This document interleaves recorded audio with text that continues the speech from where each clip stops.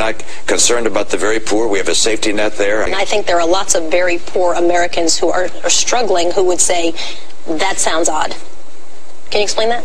Well, the right way for America to proceed when we face the kind of challenges we face is to pursue the strategy which Ronald Reagan pursued. Don't try and stop the foreclosure process. Let it run its course and hit the bottom, allow investors to buy homes, put renters in them, fix the homes up, and let it turn around. Failure of the Congressional Supercommittee last year triggered $1.2 trillion in spending cuts to both defense and domestic programs.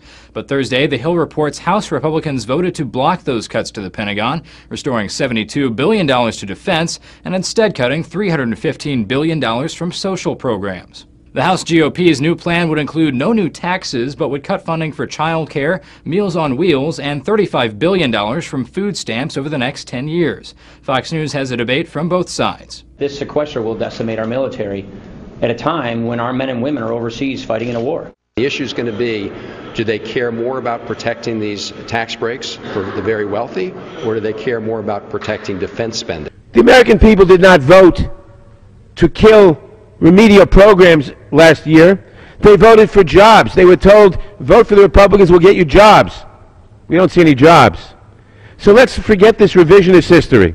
I rise in strong opposition to the Republican effort to cut funding for the Special Supplemental Nutritional Program for Women, Infants, and Children, known as WIC. This program provides food to low and moderate income mothers, babies, and children under 5. The Republicans oppose extended unemployment benefits, and now want to assure that the wives and children of the unemployed who don't get unemployment benefits can't get food and baby formula. This bill says let them starve. Do you believe that people who can afford to pay more should be paying more in taxes in order to help those who are impoverished and cannot afford that? More than half? I do believe so somebody who goes out there and works hard, gets up at 4 o'clock in the morning, works all the way through the day, takes personal responsibility, works hard, lives the American dream, you think it's perfectly moral for a government to come along and take half of it and say, I will spend it better than you. You don't deserve it. If we had a system of merit, but the problem is we don't. The hardest working people I know are poor individuals who are working 2 or 3 jobs just to make ends meet. They're the janitors, they're the service workers. So this notion that somehow somebody who would you call yourself a working equally socialist? hard